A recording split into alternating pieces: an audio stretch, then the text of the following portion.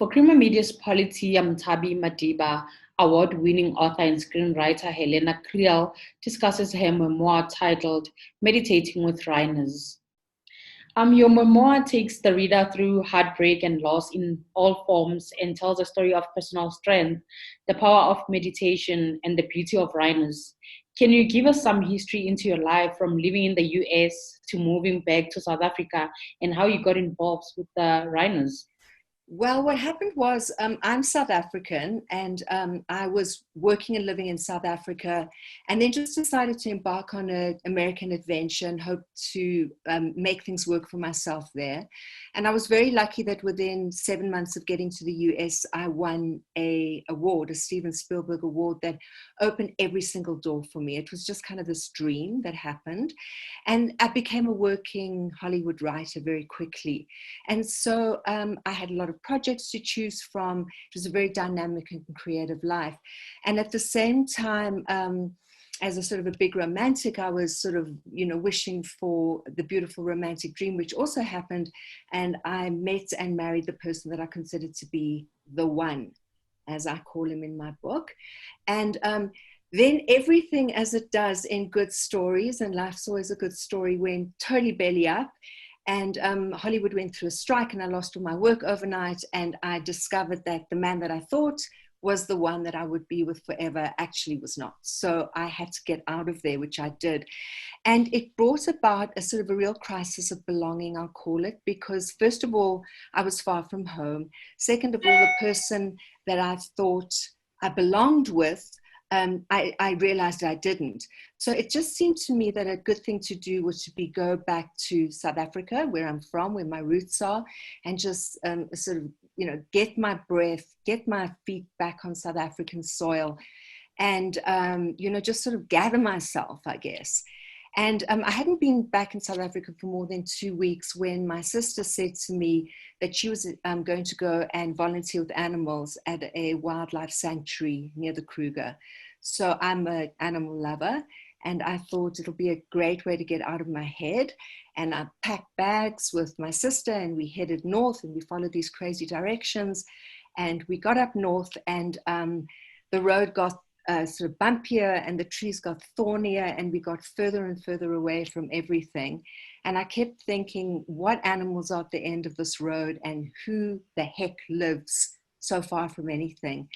And when we pulled up at the sanctuary, we saw the bomas, and behind the bomas were gray shapes. And I realized immediately that it was rhinos. And I think, like a lot of South Africans, I have a great sadness about what's happening to our rhinos, how they're just being poached and decimated. And a sort of a real emotion came up in me at that moment. And we headed up to the sanctuary, and I found myself at this rhino sanctuary. And how did you use rhinos to meditate? So what happened was, because the rhino sanctuary is near the Kruger, and the Kruger is ground zero for poaching, when a female rhino is poached at the Kruger, most of the time she's got a baby rhino with her. And these baby rhinos, if they're lucky, are caught in time and transported to the rhino sanctuary. A lot of the time they're not found, and that's sort of the tragedy of it, is that a lot of them die. But the lucky ones get transported to the sanctuary, and therein starts a time of rehabilitating these babies. But they come in very traumatized. They're crying, they're bolting out of nightmares, they won't drink milk. They are deeply shattered little animals.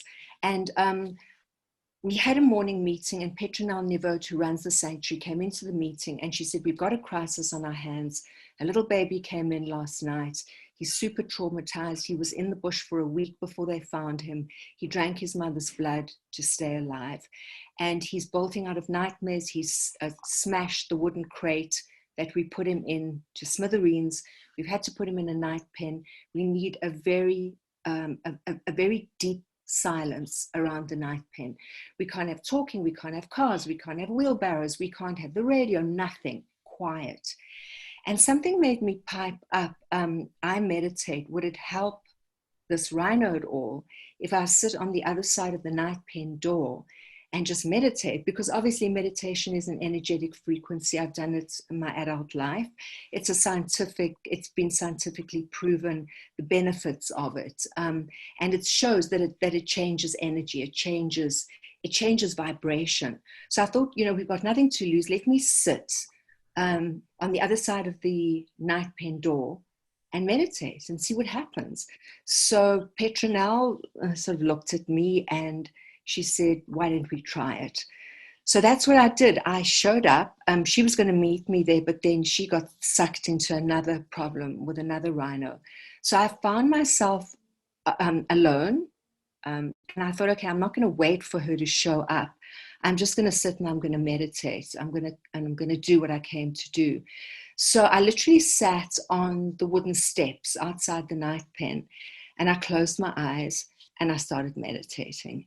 And I concentrated on the broken little creature that I could imagine was on the other side of the door. And I just, through meditation, connected with him, reached out to him. And a sort of extraordinary set of events took place from that moment onwards. And that's what I detail in the book is this this unbelievable experience that I had with these rhinos in all sorts of different experiences, but in meditation primarily. Mm-hmm. And can you please explain to us how healing those broken animals also helped you to heal your own broken heart? So I came to the Rhino Sanctuary, I was very sad. When you separate from somebody, when you divorce somebody, your whole life kind of goes upside down. And I was in a very emotionally upside down frame of mind when I landed up at the sanctuary. What I came to find was, in a very weird set of circumstances, I intersected with little creatures that were as sad as me. They came into the sanctuary, they would just cry, they were heartbroken. I mean, the sound of a baby rhino crying, just fills you with such sadness. And they would cry for their mothers all night long. But the amazing thing is that the rhino is a very resilient animal. So within a week, after we were working with them and after I had been given this amazing opportunity to be with them and to meditate with them and to feed them, this amazing kind of thing starts happening with the rhinos, in that they start drinking the milk from the bottle. They start understanding that they're in a different place. And then when you introduce them to other rhinos, they connect emotionally. And so within 2 weeks, 3 weeks, within a month, those rhinos have started to rehabilitate. And it really taught me that hanging on to, this deep grief, this deep sadness was not going to get me anywhere, that I could take my lesson from the rhino and I could, as I've said in the book, it's a Zen saying that is, grow where life puts you down. And I found that the rhinos were doing just that. They were growing where life had put them down. It wasn't optimal. They weren't in the bush. They weren't with their mothers.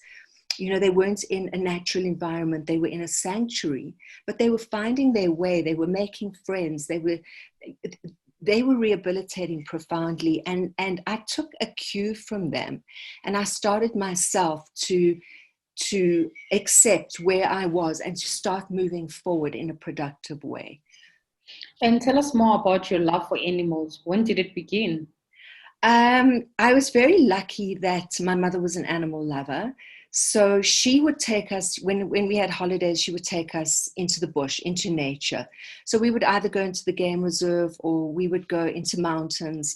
And it just sort of developed a real love of nature in me as a child. And then at the same time, my sister also had this great love for animals, and she was constantly rescuing animals. So, if there was a rat at the school that was going to be dissected, she would do this big rescue mission, and she would get the rat out of the school and she would bring it home. And of course we couldn't tell my mom that we had a white rat in the house. So the rat would live amongst her jerseys in her cupboard, and we would sort of furtively feed the rat. And this went on now to all sorts of other animals. It became birds. It was a snake at one point. We had rabbits, and we were constantly rescuing and bringing rabbits home and rehabilitating them and making sure that they didn't die. So, we were kids, and it went from there, this a sense of the friendship that you can have with animals, the sweetness that you can exchange with an animal, as well as a real love of our natural world. Mm-hmm. And what led to the birth of your non-profit organization, Baby Rhino Rescue, and what impact did it have on those baby rhinos? So what happened was I was at the Rhino Sanctuary for 3 weeks. I came away from the sanctuary 3 weeks later, and I just thought, I've been exposed to a complete tragedy that's happening. I've been exposed to the brutality, the sadness, the rehabilitation, the power of these animals. How do I just step away and do nothing? It just felt wrong to me to go back to sort of life as I had lived it up to that point, to return to having my coffees, seeing my friends, doing my work. It felt wrong. It felt like I had to actually participate in some way. So I just thought to myself, the idea of starting a nonprofit seemed extreme, but I thought, let me put one foot in front of the other. I reached out to 2 very reliable American friends, and I said to them, I've had an amazing experience. Are you up for doing something crazy with me and starting a nonprofit? And both of them were just in. They said, let's do it. We didn't know what we were doing. We had no experience at all. And it sort of was also another amazing lesson that happened, which is that you don't really have to know everything starting out. All you have to do is you have to have a vision about where you want to go. You have to take the first logical step with a whole heart, and then the next logical step. And then before you know it, you sort of, things just start kind of unfolding. And so that's what happened. The 3 of us, we launched the nonprofit. It took us a year to get it all going. And then we just went to friends and family and colleagues, and we said, we've got a Rhino nonprofit. I had chosen 17 Rhino, and I had written, their personal profile. So each Rhino had a sort of a beautiful rescue story, and they were like little superheroes, and each one was different to the other. And I put it on our website, and I invited people to come and choose a Rhino. And everybody was choosing different Rhinos. That was the kind of extraordinary part of it, is that a gentle little Rhino would be chosen. And I would think, okay, well, that makes sense. That's a gentle Rhino. And then a super pretty Rhino would be chosen with a lovely horn. And I would think, well, that makes sense. She's got the prettiest horn. And then the angriest, toughest Rhino would get chosen. And I would think, now, why did that person choose that Rhino? And then I would investigate, and I would be told, I wanted a really tough Rhino that nobody's going to mess around with. And the weird thing is that all of the Rhinos got chosen, except for one. We had one last remaining Rhino who didn't get adopted. So I launched a big Facebook campaign, and I just put it in the mouth of the Rhino. His name was Hawk, and I said, my name is Hawk. I'm a very sad Rhino. All my Rhino friends have been adopted except for me. I don't understand why. I've got a very nice horn, and I've got a very nice heart, and I also want to be adopted. And so I did this little thing on Facebook, and it just went all over the world. And Hawk got adopted from Brazil and Spain and Israel, and he got more adoptions than any of the other Rhinos. So we were off to the races. We were just up and running. And then an extraordinary thing happened. An American donor came forward, and he said, who are you? Who is Careful Wild Rhino Sanctuary? Who's Baby Rhino Rescue? Is this for real? I'm interested. Tell me about yourselves. So I started this sort of in-depth discussion with this really amazing man. And within 4 months, he said, what's your dream? Give me number 1 on your list. And I said, I want to create a stronghold, because I had already been told that rhinos will be safe in privately funded strongholds. So I said to him, I want to do a stronghold. It was a heck of a lot of money. It was a massive dream for all of us. And he gave us the money for the stronghold. And that was probably 4 months into us being operational. So the whole thing was sort of miraculous. It was crazy, and we are 6 years into it now, and we're very far down the road with everything, and it just keeps growing, and it keeps evolving, and more people keep coming forward, and we're creating an opportunity for people to get involved. Instead of being upset, not knowing what to do, running out of the room when there's a poaching story on television, and just feeling sort of helpless, I've created a channel whereby people can take that helplessness and actually channel it into something good. Mm-hmm. And talk to us about my bush. Why did you specifically choose him, and how was it like not having contact with him for 2 years? So my bush was a little rhino that I meditated outside of his night pen. So he's the rhino that I started the whole big journey with. And when I came in to meet my bush, after I'd meditated for 3 hours outside of his night pen, and I don't want to tell you too much about what happened there, because I would love you to read the book. But what happened was that he wouldn't drink milk, and they knew that he basically had a day or 2 days if they couldn't get him to drink milk. He was going to start going down, he would die. And so when we opened the door, after I had meditated outside of that night pen, he drank milk. And that started this amazing journey with me and this rhino. So Petronel Nevo, the owner of the Rhino Sanctuary, came through, and the two of us were sitting on either side of my bush, and she said to me, he's highly compromised, and he was lying down, and he had a layer an inch thick of ticks on him. And she said to me, we've got to get these ticks off him. And she didn't even say to me, are you grossed out by ticks? Are you okay with that? I didn't have a choice in the matter. I was just going to be picking thousands of ticks off this rhino. So I literally started picking ticks off him. And then she said to me, would you stay with him after we picked these ticks off? And she left. And I was on my own with the wrong shoes and the wrong equipment in this tiny little night pen with this sort of broken, traumatized little creature. And she said to me, all you have to do when he blunders up, because he will blunder up, because he's very far from being rehabilitated, is stick by the shoulder. He can't stand on your feet if you stick by the shoulder. So he blundered up, and I got him by the shoulder, and we just started this sort of elaborate dance in this night pen. And I was literally having a dance with a rhino in the night pen. And it started this love affair. And I was with him for 3 weeks, and I developed what I called a rhino voice. Every time I approached the night pen, and then he got introduced to other rhinos, I would use the same voice for him. So he started to identify me with that voice. And the book, Meditating with Rhinos, is about this love affair that goes between me and my bush.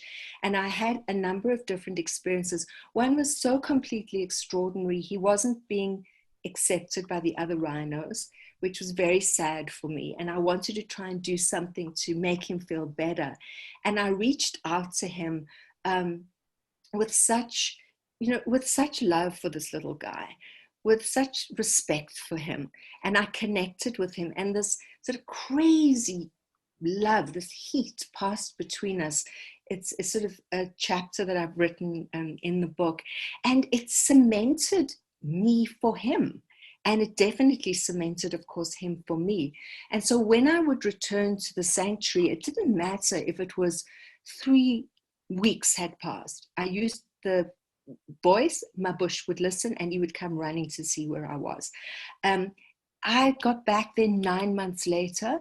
I used the voice, my bush, his ears pricked up, he came running to see where I was. And then he got released into the stronghold that we had established.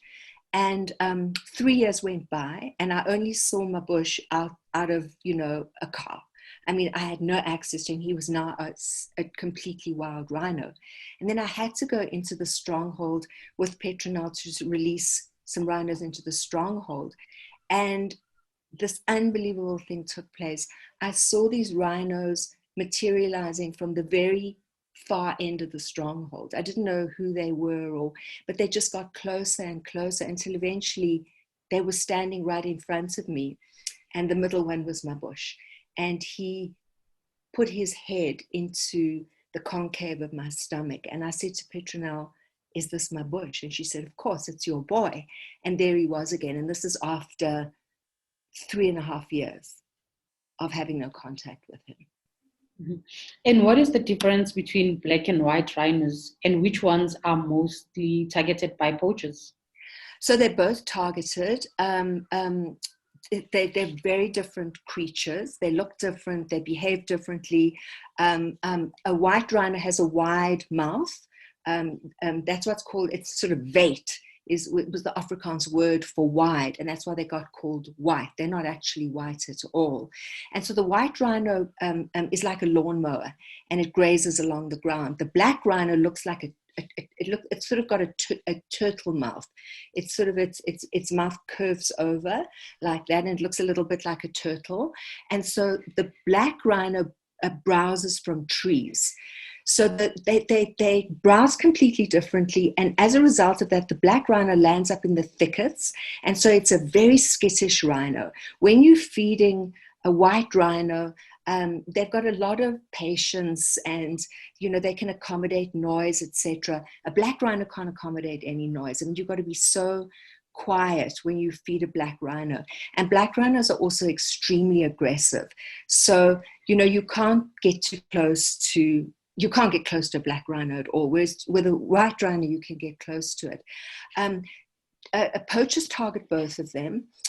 Black rhinos have been much more poached than white rhinos. In fact, there were 1 million black rhinos in Africa in the middle of the last century. And now, they say we've got 5,000 rhinos left.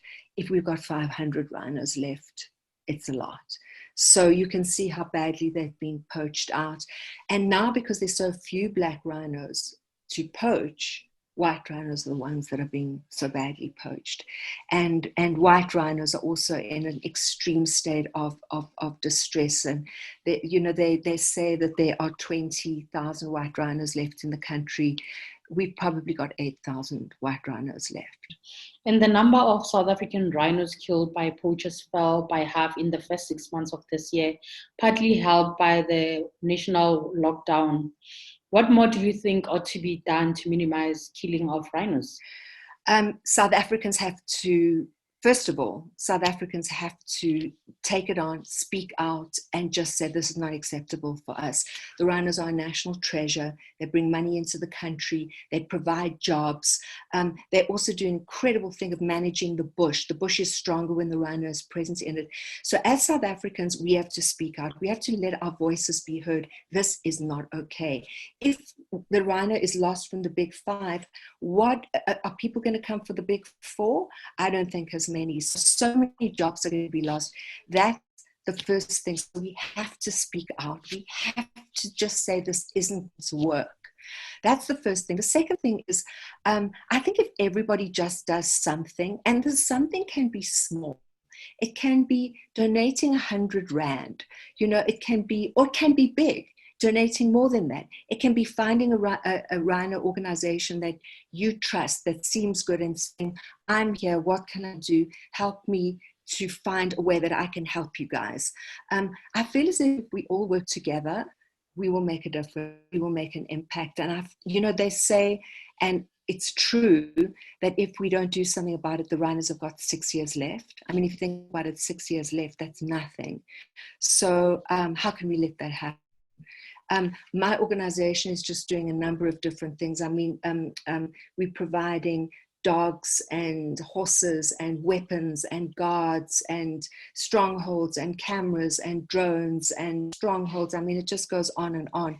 So I invite people to get involved. We've created a channel. Come forward to us or come forward to another organization and just say, I want to do something. That was Helena Kriel speaking to Creamer Media's Polity about meditating with rhinos.